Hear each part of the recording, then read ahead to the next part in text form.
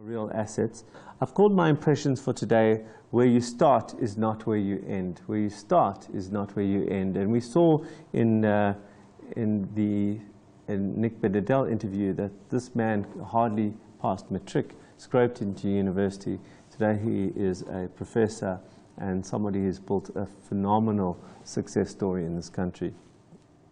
So 5 things to think about when thinking about that your future is not your past.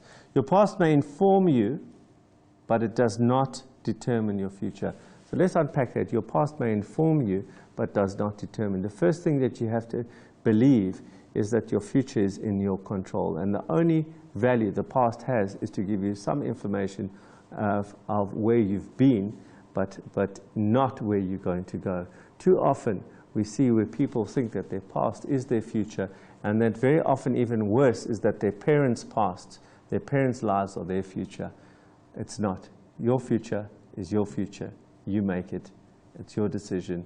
Make that decision today. Which brings us to my second point, which is design what you want.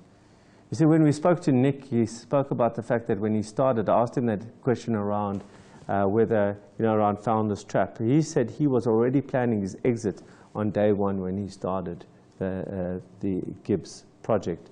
He was already planning it then. So designing what you want is something that you can do from today. So if you are wanting to design a better future, it is specifically around that. So design what you want. Number 3, take action. Take action. Without action, we've spoken about that. Action is the gear that makes it all happen. We can talk and talk, and we can design, and we can believe, but if we don't take action, it's all worth nothing. It's about putting yourself into the wind of possibility. A good friend of mine always says that the difference between success and failure is that the successful people keep putting themselves into the wind where they can catch the wind of success.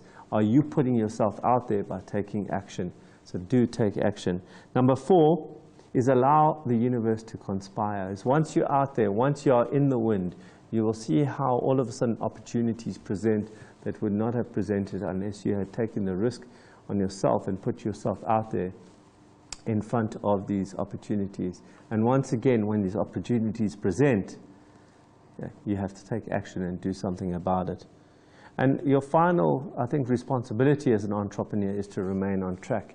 Too often I see entrepreneurs that start their journey, they get things going, and then they take their foot off the pedal, and you see that their lives then start to meander and they go off track. It's a little bit around complacency, it's a little around laziness, and one knows that as an entrepreneur there is no place where you arrive where you can deem yourself as successful, that this is a journey right until you know everything, and that's never going to happen.